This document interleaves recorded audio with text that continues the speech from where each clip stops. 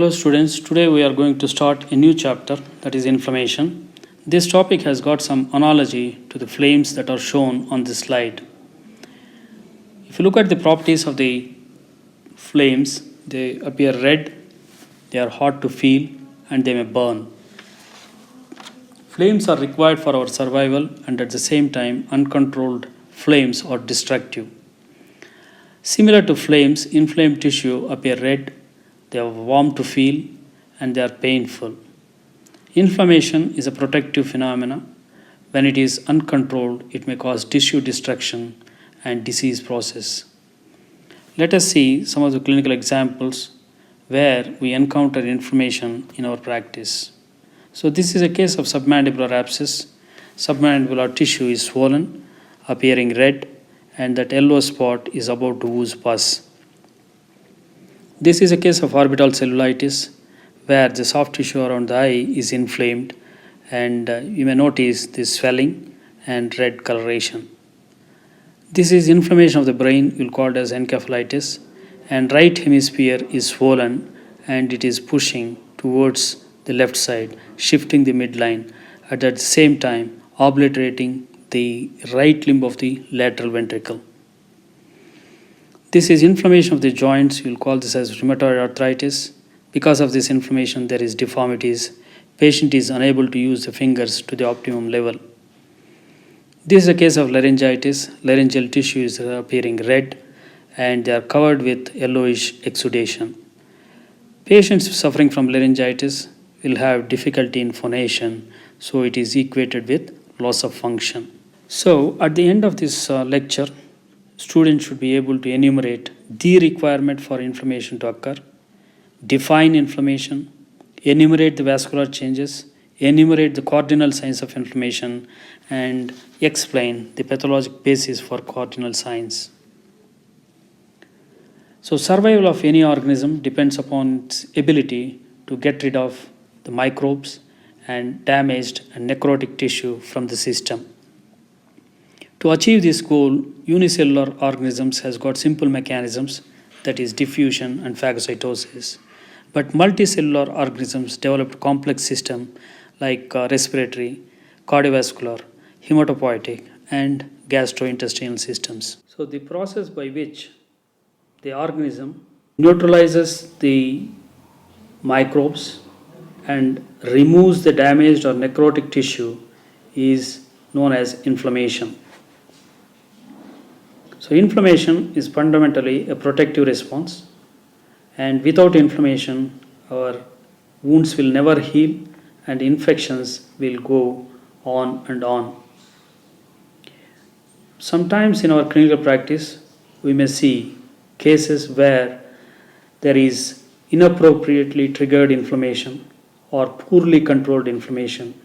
Best examples for this is type 2 diabetes mellitus, autoimmune diseases, and atherosclerosis. Inflammation is a complex reaction involving following three components: the blood vessels, plasma components, leukocytes. The plasma components include immunoglobulins and complement, and these plasma components, WBCs, are present within the vascular lumen. To achieve the neutralization of microbes, to eliminate unwanted tissue, these components should come out of vascular compartment and enter the interstitium. The changes that facilitates the entry of leukocytes and plasma components into the interstitium is mediated by inflammatory stimulus. So the inflammatory stimuli may be microbes, necrotic cells, hypoxia, physical injury. The examples for infections include bacterial, viral, and parasitic, or toxins elaborated by the microbial agents. Examples for trauma include blunt and penetrating injuries. Examples for physical agents include the thermal injuries and radiation, and also the chemical agents can induce damage, or the necrotic or dead tissue within the organism can be a source of inflammatory stimulus. Or forgotten sutures, the splinters and dirt entered into the tissue due to injury may be a source of inflammatory stimulus. or immune reactions like hypersensitivity reactions can be a source of inflammatory stimulus. Inflammation broadly can be acute or chronic. Acute inflammations are characterized by rapid onset and they are of short duration, lasting for hours and days. And they are richly infiltrated by neutrophils, and there will be exudation of fluid and plasma proteins, which causes swelling in the involved area and called as edema. On the contrary, chronic inflammations are insidious in onset and they are of longer duration, lasting for weeks and months. They are richly infiltrated by lymphocytes and macrophages, and the hallmark of chronic inflammation is the simultaneous occurrence of destruction and construction.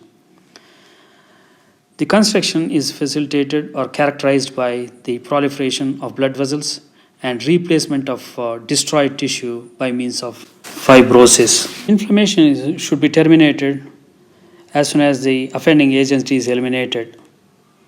So, ongoing inflammation in the absence of offending agent may be associated with disease process. So, nomenclature or terminology used to describe inflamed tissue you should know there are two components in this description. One is the name of the tissue and it is suffixed with itis. Say, for example, pancreas is the one which is involved in inflammation, and you'll call this as pancreatitis. And meninges, or the tissue that is involved in inflammation, you'll call this as meningitis. Pericardium, if it is involved in inflammation, you'll call this pericarditis. And there are some exceptions for this. Say, for example, joints or the sites of inflammation, then you will not call it as jointitis, but you will call this as arthritis. There are 5 cardinal signs of inflammation which can be clinically appreciated. So, first 4 were described by Celsus, a first century physician, and the 5th sign is added by Rudolf Virchow, the father of pathology. And 4 cardinal signs include the rubor, calor, dolor, and tumor. Rubor represent the redness. Look at the image that is on the left side, and you can see the middle finger is involved in this inflammatory process. It is red in color, and if you palpate this or feel this area, it will be warm, so it is hot. The other sign is calor, and it is associated with the pain, so you'll call this dolor. And there is swelling, so it is tumor. Tumor is nothing but swelling. Rudolf Virchow added one more sign of inflammation, that is loss of function, which is called as functio lisa. And because of this inflammation, the person may not be in a position to use that finger, so he may not use his hand to perform the routine tasks with ease. So there is some certain amount of loss of function. So that is a 5th cardinal signs of inflammation. So let us look into the basic alterations that occur in inflamed tissue. The cardinal signs of inflammation are the vasodilation and increased vascular permeability at the site of inflammation. In the initial stage of inflammation, there is a brief period of vasoconstriction, which is replaced by vasodilation and increased blood flow and pooling of blood at the site of inflammation. Because of this increased blood flow and pooling, the site involved in inflammation appears warm and red in color. Increased vascular permeability is associated with the entry of leukocytes and plasma proteins into the interstitial compartment, which causes swelling, and it is equated with tumor, another sign of inflammation. The fluid that accumulates in the interstitium are mainly divided into 2 categories. One is transudate and exudate. Exudate is rich in protein and of high specific gravity. The basis for this exudation is increased vascular permeability. That means anything that causes the alteration in the interendothelial pore is associated with exudation, mainly inflammation.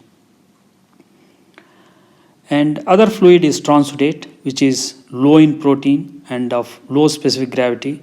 And basis for this transudate to come into interstitium is the increase in hydrostatic pressure or decrease in colloidal osmotic pressure. Increased vascular permeability is the hallmark of acute inflammation. It is brought about by many mechanisms. One is the interendothelial pore is increased by contraction of myosin filaments that are present in the endothelium. That is, endothelial contraction is associated with increased vascular permeability by increasing the interendothelial pore diameter. Other things that may be associated with increased vascular permeability or the direct endothelial injury, either due to the physical agents like the burns and the frostbite, or chemicals and also toxins. They can directly cause necrosis of the endothelium, and this is associated with leakage of fluid into the interstitium. Or endothelial cells may also be damaged by the enzymes that are secreted by the inflammatory cells, and this causes increased vascular permeability. Most of them are prolonged leakages. And there are certain mechanisms wherein you will see the increased transcytosis occurring through the endothelium. This is facilitated by the growth factor known as vascular endothelial growth factor, or VEGF. This causes increased transcytosis, and again it is associated with edema or fluid accumulation in the interstitium. And in the case of inflammation, usually the capillaries will be forming newly, and these newly formed capillaries are poorly supported and they are very leaky. And that may be another mechanism by which there is increased vascular permeability in acute inflammation.